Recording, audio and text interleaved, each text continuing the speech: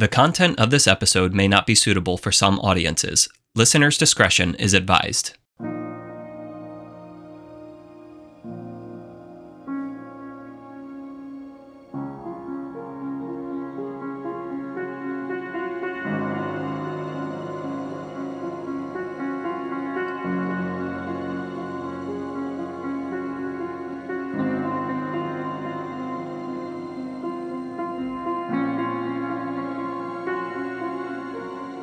Welcome to the place of rest, where our aim is to give you language that helps you displace the growing confusion, chaos, and dis-ease of our times. In today's episode, Virginia provides a deeper understanding of the body, soul, and spirit of institutions, which is crucial for navigating conflict, achieving freedom, and fostering lasting healing. We hope you enjoy today's conversation. The body of a thing, we need to think about a body as parts. If you don't account for the spirit of a thing, the history of the thing, how the thing has governed, and what the body's carrying, you'll never understand the body. Can I just be crazy for a second? As a nation, America's at war, external. But the corruption has happened for 47 years. Our sovereignty has been threatened. Then our sovereignty was afflicted. And now our sovereignty is deeply affected by what? By an increase and dominance of a worldview that's the antithesis of our worldview. So it's death to America and death to Israel. Death means physical destruction. Body. It's the body of a thing we're experiencing. So people are thinking, we're in a war we don't belong in, right? We've stuck our nose into another conflict we don't belong in. That is absolutely, categorically, systematically, absolutely 100% not true. We've been fighting this war and negotiating with terrorists, people that do not agree with our worldview, who are hell-bent on our destruction because they think that's their what? Religious mandate, spirit. Their spirit, their worldview, their way of living hijacked a little nation called Iran many years ago, promising them freedom, comfort. They were going to rectify all these moral wrongs and all these wonderful things they promised in the world until they came into power. The dominion over that nation, body, it's a political body, it's a nation, it's a body, it's got borders, and it has a life of its own. And they saw a spiritual malady that they were going to fix by appealing to the psychology, the soul of the nation with all the promises. And then what happened? They took over that nation. 47 years into this, we don't even have to be scholars or wise or historians. Go look at pictures and videos of Iran in 1970 and look at pictures of Iran and what's happening in 2025, 47 years into this conflict that was the responsibility of a nation. Their worldview never was intended to stop there. They want to expand what? The religious convictions and afflict the psychology, not just of what they did in a nation, but what they're wanting to do in the rest of the world. And we have Exhibit A, Iran. This does not merit political debate. It does not merit scientific debate. It does not merit religious debate or conversation. They're worldviews that are completely opposed. But in the body of a nation, you see that confusion, chaos, and dis-ease was overthrown for a new regiment in 1979, and there was a revolution. Why? Because the spirit, the soul of a nation was going to fix the body of what the corruption that was taking place in a nation. They promised him a wonderful world. 47 years later, it's like, oh shoot, wait, they didn't do what they said they were going to do. They didn't do what they promised. But here's the dilemma that America has. There's an enormous amount of confusion, chaos, and dis-ease in the soul of this nation, perhaps, of whether we belong in that war or not. What we need to understand is that the spiritual constitution, the psychology, and the physical manifestation of how they governed that nation has infected and affected and afflicted the entire world. And they're very verbal about it. They don't embrace principles of liberty that secure freedom. They don't want to advance life. They do so advancing a culture of death. We support and advance life, protecting the civil liberties and securing freedom. They're two completely opposed worldviews. The psychology is completely different, and the spirit behind it is completely different. The spirit of Christianity, if you will, or of the West, is of what? Man is made in the image of God to be free and to govern and to secure and to experience life, liberty, and freedom. Theirs is one of dominion. They serve Allah. It is a religion of dominion. Ours is a religion or a worldview, if you will, of be fruitful and multiply, subdue, and then dominion is last. But it is the responsibility of a person who lives in balance, harmony, and coherence, consistent with their very constitution, compelled by the convictions of their soul to do what? To secure freedom. So here we have two bodies, two nations, because I can't ignore this war we're in the middle of and what's happening.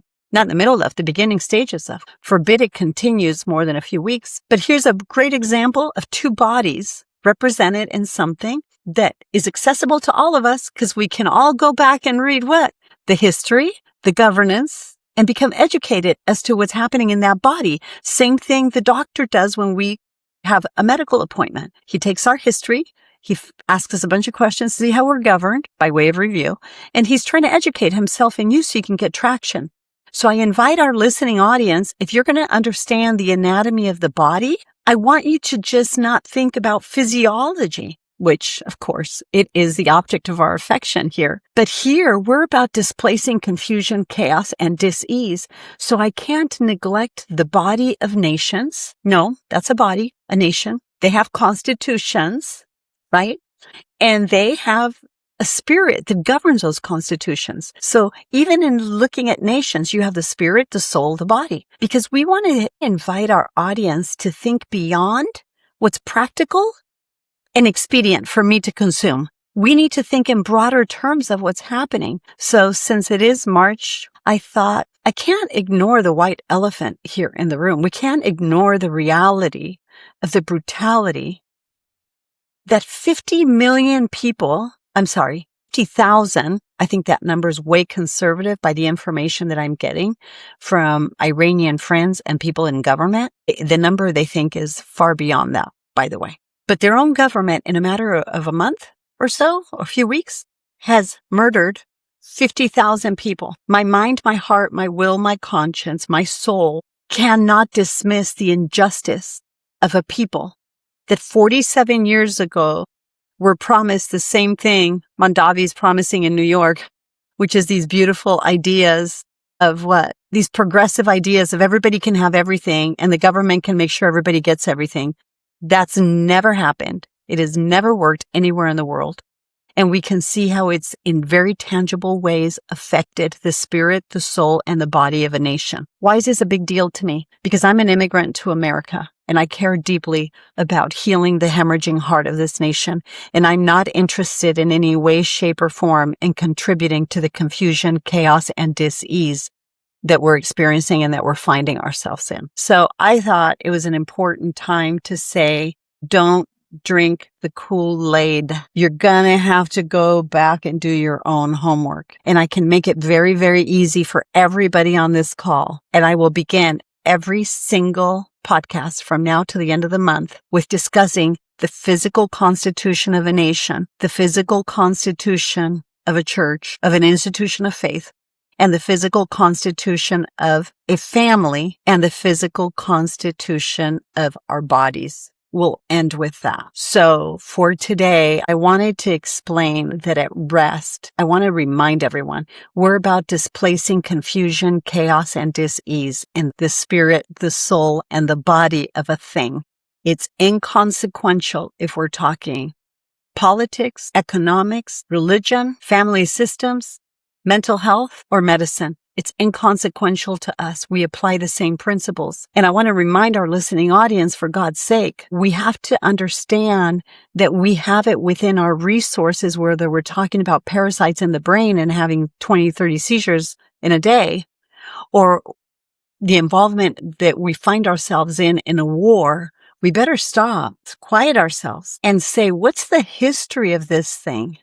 And from that history, how and who and what was governing in that nation, in that home, in that family, in that company. I don't care. It's all the same conversation. And from that information, then we can begin to apply R.E.S.T principles to displace the growing confusion, chaos, and dis-ease that makes us sick as a nation, as a church, as a family, as a company, as a body, or as individuals. It doesn't matter.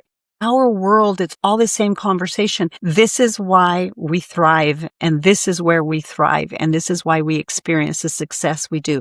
Because the agents of change are not the opinions of outside people. It's the facts and the data and the narratives we connect with people, and we help them examine where they're conflicted within themselves, and perhaps they're regurgitating a false narrative to themselves. So it's invaluable. I'm telling you, the more and more and more and more I live, and every day that I work with R.E.S.T, I'm more persuaded that it is the only path to freedom. So conflicting ideas, political ideas can make us all batshit crazy. Let's just call it what it is.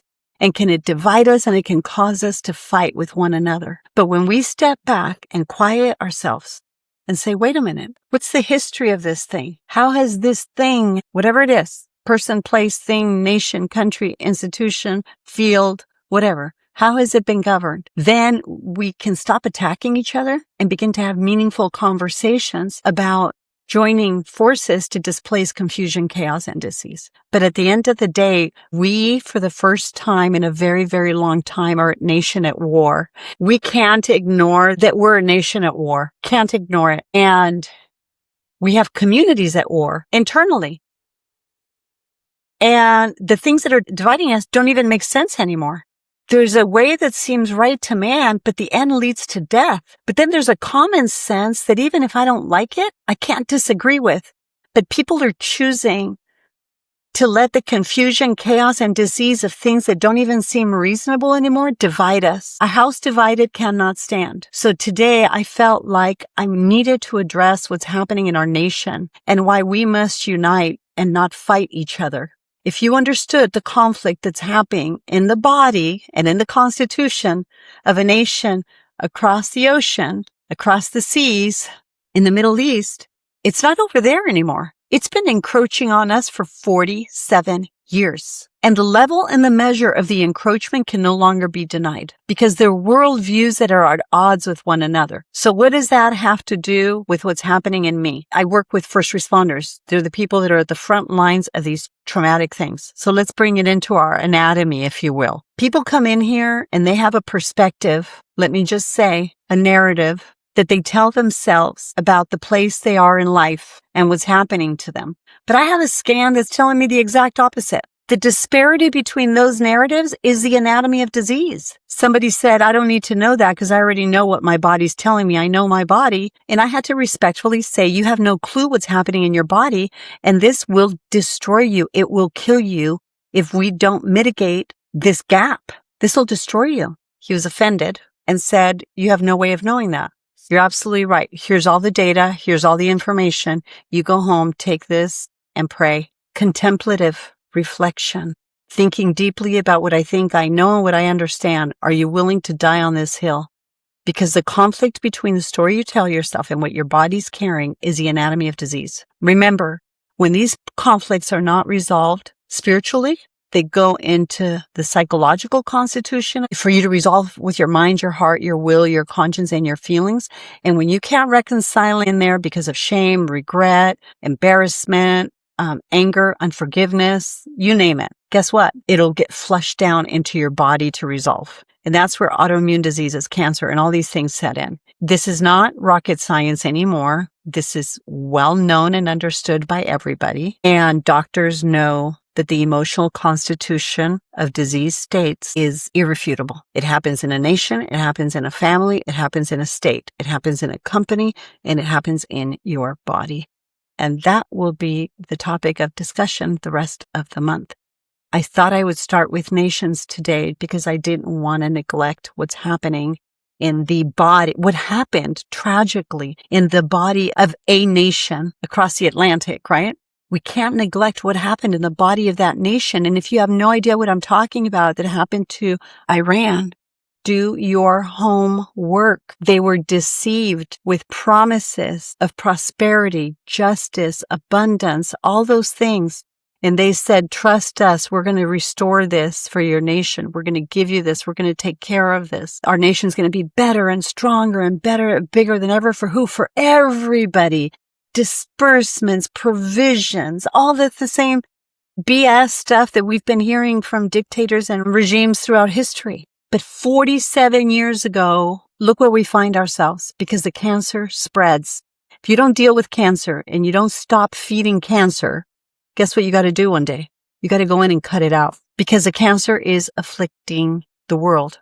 The number one sponsors of terrorists, by their own admissions, and they're proud of it because their religion dictates it globally. So this is a cancer that we're having to deal with. This isn't bigger than an autoimmune disease now. This is way bigger than symptoms now. This is afflicted and is afflicting the world.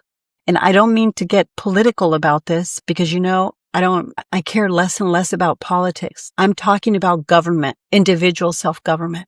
But if we're not going to lose our minds in the midst of the corruption that is all around us, we better start thinking about government a little bit different.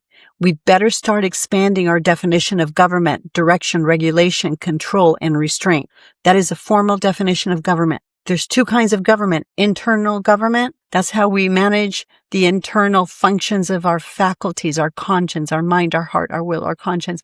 And the consequence of that is where we see political discourse evolve, because that's the external consequence of how we've internally self-governed. To be clear, in Iran, they were deceived with promises and then they were hijacked. And the people complied because they kept thinking it's going to get better, it's going to get better. Well, look where we find ourselves 47 years later. And that cancer is spread everywhere. I'm not getting religious and I'm not getting political. That's the same way cancer spreads. It's the same way autoimmune diseases take hold. And it's the same way we lose our ever-loving mind if we don't fight for our own sanity. So stepping into rest in the midst of this global epidemic, by the way, it's not going to go away, of increasing layers of confusion, chaos, and disease compounding, we will not fare well. Cancer cannot grow until there's confusion, chaos, and dis-ease in the body. Autoimmune disease cannot spread until there's confusion, chaos, and disease in the body. And sometimes, by the way, it's not just our body. It comes down generational lines. And as you know, we have a whole mathematical algorithm. We see this, we measure this, it's phenomenal what we see. And again, we're an education institution, right? And then we have doctors, we have practitioners, we have therapists, of which I'm not. I'm an educator. I'm a thinker. I'm a thought leader. I'm somebody that's just, curiosity provokes me. It invites me and to think deeper about things I think I know and things I understand and things I think I'm so sure of. There's complex things happening that I think we have to simplify. So nothing falls apart without confusion, chaos, and dis-ease. But what's behind the confusion? Lies, always. So instead of saying, Virginia, okay, I get it. I get the confusion. I get the chaos and I get the dis-ease. But what are we supposed to do with the confusion? You've got to identify the lies. That's why I'm inviting everyone. I'm begging you. I was 18 years old. I was graduating from high school, 1979, when the war broke out in Iran. The revolution, I saw all the conflict in the 70s, but finally, they overthrew the government and the people, that's an interesting story because it's a part of history people need to understand. What the roots of the revolution, what became the revolution in Iran happened, what the roots of that cancer were. And it was all rooted in ideas that I think are going to shock our listening audience. And of course, I invite you all to go do your own homework, find it for yourself. And you're going to be mortified when you see the roots of that and the context of history. Very recent history, by the way. 60, 70 years, you're going to say, oh my gosh, how did we miss that? Why didn't we know that? Right. That's right. Why didn't you know that? Why isn't that taught anymore? Why isn't that being discussed? And why now are all the mainstream medias pretty much, except the independents that have broke free? Why do they have the talking points that are exact same and they're chanting the same talking points? And in those talking points, why aren't they taking inventory? themselves of the history of the matter? And why aren't they telling the truth about the root of that history? I'm going to tell you why. Because they're doing the same thing that so many doctors, God bless them, they don't have time and they're given talking points and they have to produce news 24/7. So they're given the scripts of the stuff they're going to go talk to. I think journalism is dead in America. So what has happened in a free nation? Independent journalists rise up. So many people are dying from disease states and so many people have been healed. Well, the people that were dying, by and large, by vast numbers, are doing conventional things. But the people that by and large are healing, and you see that because we're seeing these communities rise up, is they're taking their health into their own hands. They're taking responsibility for the relationship within their own constitution, right? They're putting their emotions, their central nervous system at ease, and they're going deeper into their mind and their heart and their will and their conscience to be what? Agents of healings themselves. And spiritually, they're saying, wait a minute.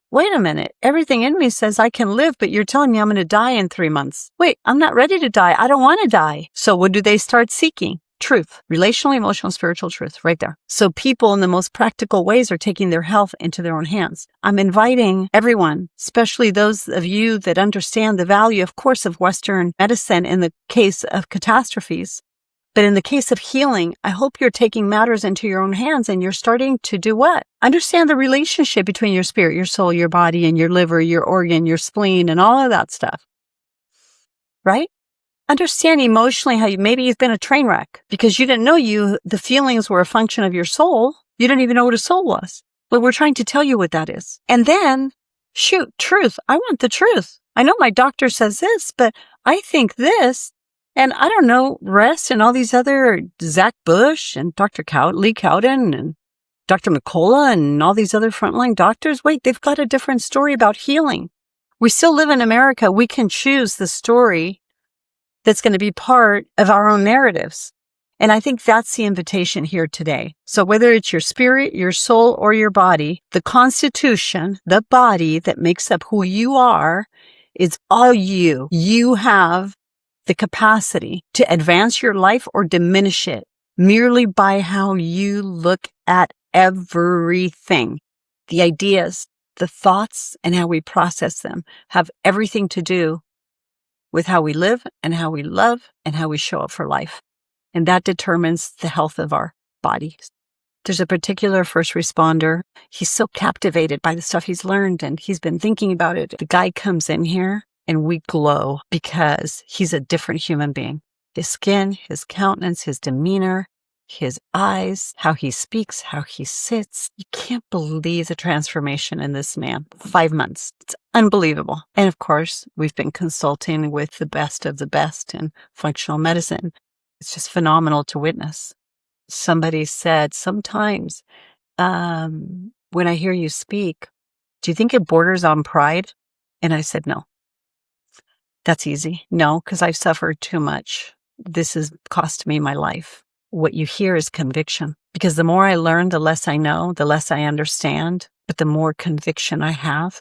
The minuscule bit of knowledge and understanding that I have has to get out to people. We got to get the information out to people. And you know what the information is? Freedom, freedom, freedom. The deepest cry of the human soul is for freedom. To bring this full circle, we see this in the medical and practical things. And we have amazing doctors that work with us and consult with us and see the patients. Obviously, we can't see. We don't diagnose, we don't treat, and we don't cure. About a month ago, before I got off social media, because I had to, I was losing my ever-loving mind. And I'm sure it had something to do with why I got sick for so long, too.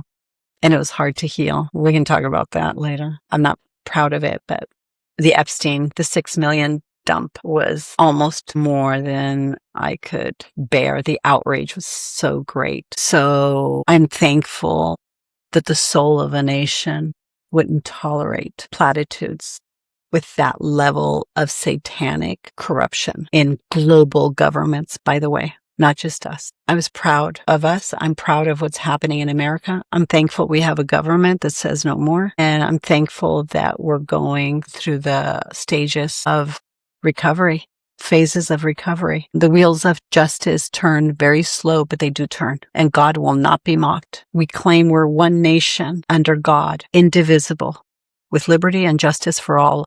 Those words at rest mean so much. Indivisible means my spirit, my soul, and my body. The spirit, the soul, and the body of this nation cannot work independent of each other. They'll never survive any more than the body can. Justice means that there's a law of nature in place. The conscience bears witness that liberty, as Adams so eloquently spoke, would be the primary sphere of government. And that had to do with the character and conscience, the soul, the psychology of a nation. And they could never be separated from, they were directly linked to the securing of what? Freedom, external. And I think as Americans, we need to stand united and understand this is not a democracy. This is a republic, and it's governed according to the character and conscience of a people who said, good, bad, or indifferent, please protect our sovereignty, protect our borders. Please protect our sanity, restore common sense to the insanity that is hijacking the character and conscience of a nation. Because if not, we're going to fall from within, which is exactly what they've all tried to do. Our enemies have tried to corrupt us from within. The drugs, the junk from China, hoarding, mental illness, what it's become, it's horrific. And so we need to say, oh, okay, we're waking up at the, 11th hour, but you know what? We're waking up and we say, no, thank you, no more. I promise I'll get to the anatomy and physiology. But I think given we're at war and I want the cancer in this nation to stop. I want us to eradicate. I want us to find the leaks. And the leaks to what's happening in our very Constitution here in America is that there's people that benefit financially and otherwise by generating and continuing the confusion, chaos, and disease and causing us to believe, trying to persuade us that we're a nation divided. No, we're not. We are not a nation divided. We're a nation in a state of confusion, chaos, and disease. And if there's any doubt about that, go look at the demonstrations about the Iranian war that took place in New York City. How the hell do all the signs match? And all the destruction and everything, how did that happen? Gigs up, and we know who's funding all this stuff. And we're cutting out, we're trying to cut the money supply. Just like cancer, you got to cut the what? What's feeding the cancer? We got to cut what's feeding the confusion, chaos, and disease. That's what we do at R.E.S.T. That's what we have to do at a national level. That's why we have to do with the corruptions in insurance companies, the corruption in marriages. We got to figure out what the confusion, chaos, and disease is. And do what? Cut the food supply. They're trying to divide us because a house divided can't stand. We need to say, no, thank you.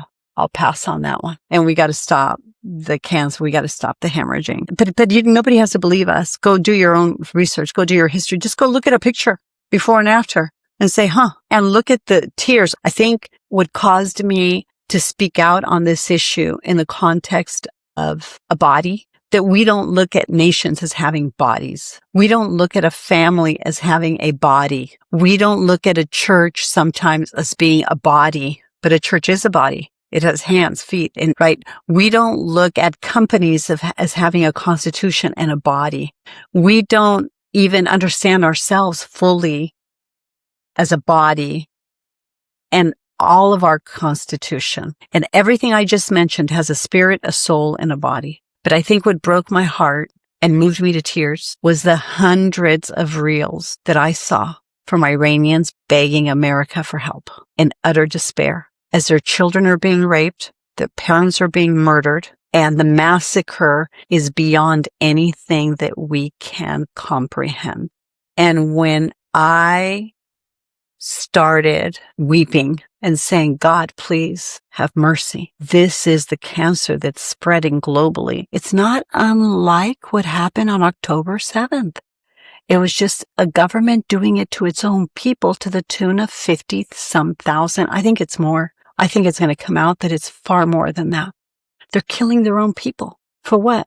Wanting freedom. The corruption. False things die a natural death. We just don't want them to take everything with them. Cancer, of course, dies a natural death. Why? Because it consumes the body that it ravages. But what does it do? It takes itself out with the body. We, as human beings, can't be silent with the atrocities that are happening in the name of nations. When the affliction is coming to us, we can't ignore it anymore. We don't go to war against Iran. We're at war to defend liberty and freedom and to protect our national sovereignty. Because the amount of money in the last 5 and 6 years that was dispersed to them by previous administrations is what caused them to escalate the nuclear program to the level that they can launch anything pretty much within range. And it just can't happen. That's why we had to drop a bomb not too many months ago. Now you can say that's political. No, it's government. It's direction, regulation, control, and restraint for a real threat that is devastating the world. And the threat is to us. That's not an assumption. That's a promise. Death to us. That's their aim. But when I got to tell you the footage of the Iranian young, old, lame, successful, I watched hundreds of reels, weeping, despairing in the midst of atrocities beyond our wildest comprehension. When we can't stand united for the good of what we're doing right now to protect ourselves, if we can't stand united and saying, when people tell you what they're going to do to you, you better believe it.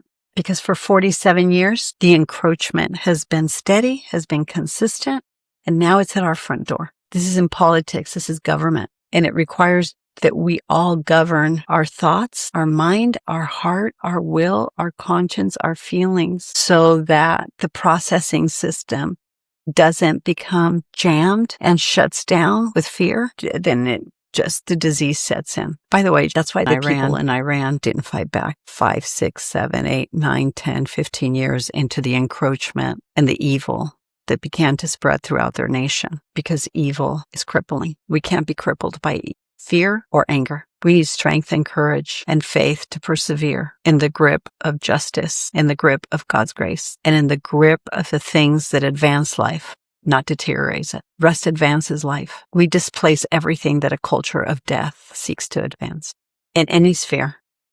We hope listening to this episode has brought you closer to experiencing the freedom of wholeness and healing. If you have questions or comments about today's episode, or for updates about R.E.S.T, please visit our Instagram or Facebook at The Place of R.E.S.T. If you would like more information about Virginia, or to support and join the cause of R.E.S.T, please go to theplaceofrest.com/donate or call 949-289-5935. Thank you for listening to Rest with Virginia Dixon. We'll see you next week.